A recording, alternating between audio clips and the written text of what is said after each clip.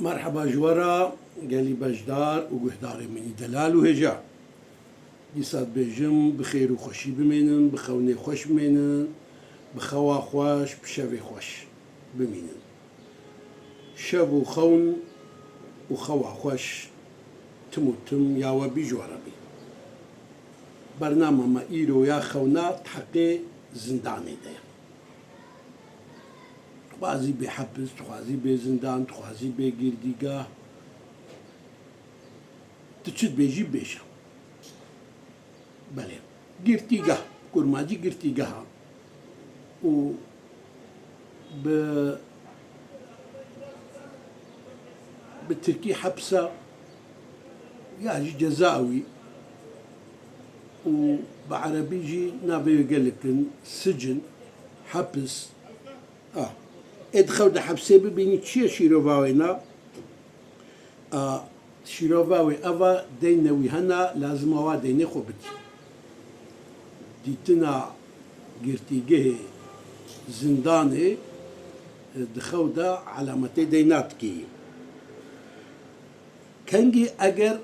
أو حبساديتي حبسك شرعي مقصد الشرعية يعني حبسك راسمي إن حبسة مثلا كنت بيجن عشقية تحبس بكن وياخد هنا دي تحبس من حبسة مشروع بلي أجر حبساقو تخود بالبيني حبسك شيطاني بي يعني حبسة عشقية بيا شتابية عشيرة بي أو تشيا دلالة سر قحردكي سر حمادكي ودلالة سر زمتك يعني ويسا سبع إنسان قالك يدكي أو بلا ودلالة سر نفاق يجدكي حبسة مجهول يعني تحبسة كده يا ولد بيني تخودا أما نزاني الكدرية نزاني حبسة كدرية دلالة سر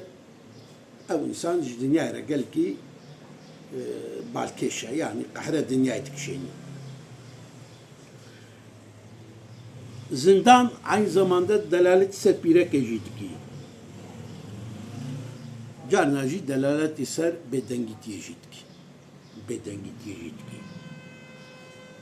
ودلالة سر كوزعت تشتغلي بشغالي خوش تكفي بلاي دلالة سر ويجيدكي اتحبسيتا اتخونيتا حبسي ببيني جارنا جيش دلالة سروتكي قوي شرط جمنوينا يعني حيلة شرط جمنوي ويلي بي ويدجمن حيلة نالي بكن وزوراوي ببن يعني ودلالة يسركو أقرباء خوشي كي خودي خوشي دورة بلي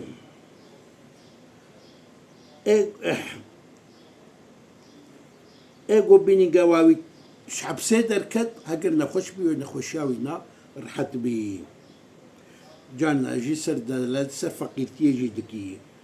و دلالة سروتكي قول حتياوي جي كتونا يا ايدي ايجو بيني قواوي كفي زنداني تخودت بيني قاويت كفي زنداني يعني نقول زنداني دخل بيني قا كتا زنداني او تشيا أو جكي علامته قوي عمريوي دريج ببي وعمريوي دريج ببي وبخودي دوسي خو ورجي وري جيكي وبخودي خورا بدوسي خورا لهبدو رونين بلي حكيكا ديتنا زندانية مطلق ديتنا وينات خودا دلالة سرهماتكي وحزنتكي ايقو بين دخودا قواوي شخورا ترجيها زنداني كريا أو تشيا أو علامته جو أو يسويش جونها خلاص ببي إيجو ببيني دخو دا قواش حبسي دركات زنداني دركات جرتيقاهي دركات أو تشيا أقر نخش بي والشفاء بي ويرحب بي إيجو ببيني دخو دا قواي يعني يك حبسي تخاودو بيني قايد دريه حبسي فكرينا أو تشيا او انسان ويجي حبسي خلاص بيه ايجو بيني حبسي دا قواوي دشباكا حبسي دا وياخد دقول لك حبسي دا رونيا ببيني ياجي كي ولو حبسي دا يا ولو خود بيني شباكي حبسي تقول لي حبسيرا ستيركا دبيني او تشيا دبي ايجو في خوني ببيني هاجر مسافر بي ويس حتى ببيني بلي هاجر نخوش بيو بمريو ايجو ببيني دخو دا قواوي د زندانة د حبسة دولتي ديا او وباركي جرام ولي سروينا وتشتكي نباش لي بيدا ببي بلي وقال لك سقنتي جير تشبي اما ويجوا سقنتي اجي خلاص ببي ايجو ببيني دخو ديدا يكي حبسي يكي زنداني دخو دبيني قواويش حبسي دركت اوتشيا ويج واغمي خوج واق حريخو خلاص بي ايجو بيني قواويش حبسي دركت هاجر نخوش بي وشفا بي وعمري ويج دريج بي ايجو بيني دخو دا قوايت حبسي دايا اوتشيا او انسان يعني انسان تخودا ولو خد حبسي دا بيني شيروفاوي أوا دعاوي إنساني مقبولة دعاوي إنساني مقبولة ويج هماج غماجي دار كبي هر وكي يوسف بيخبر تحبسي دا ديجو دارتكات وسقنتيوي أو ويجي حمو خلاص دبون ايجو بين دخو دقاوي تحبسه كمجهول دا يعني تحبسي دا منزل حبسه كويا أو تشيا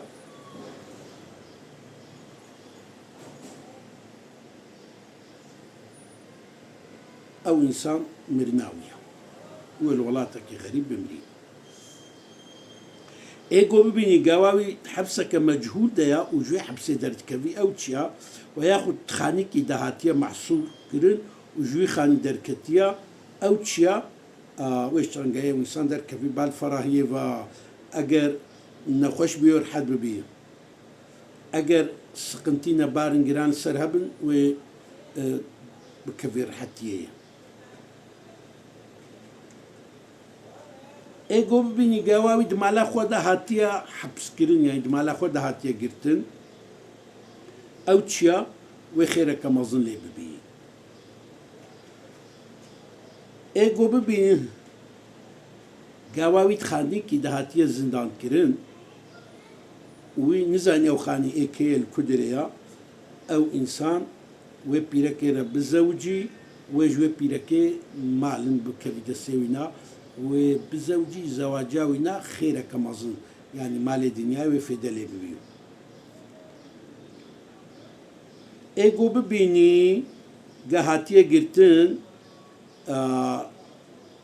ولو جهكي دا ولو قرتنك ولو تحبسي دا قريدايا او تشيا بأوجي أوا ينجو مما يخافوا ويحذروا تشتيقوا جيت ترسي ويجي خلاص بيو ايجو ببيني دخودا قواوي زندانة تشيدكي او تشير قالوا شيلو با تخودا بيني قواوي حبسات تشيدكي قلتي قاها تشيدكي جزاء ويا تشيدكي شيلو فاوي افا او انسان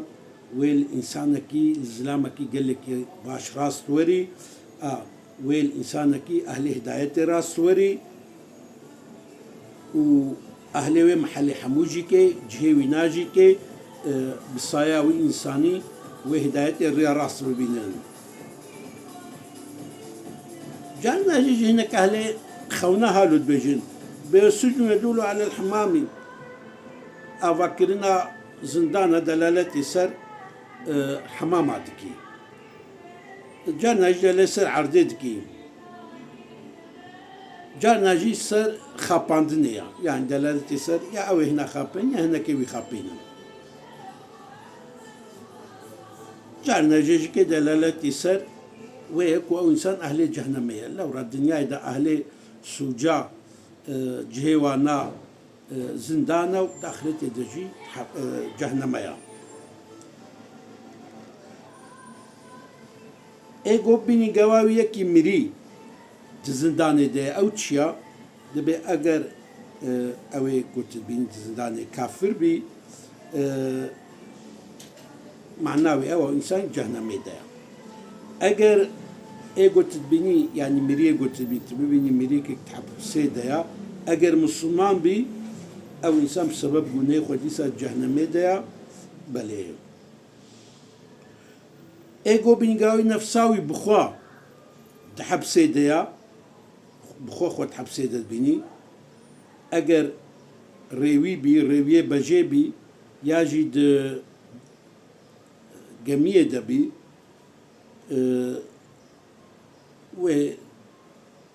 بارانك ولو بلاك جازمانا بسد دبي بارانك شدت لي باك شدت لي ويلو مصلت بي ياجي جمن ويلو انا مصلت بي ياجي طرف دولتي فا وتشتكي نخش لو بيدا بي اما ايجو ببيني بوي شكلي خوني بيني يعني نفسا خوا تحبسيدا دبيني بله ونمه فان بي نروي بي وهاري دفركا او دفرتف اهلي قلناها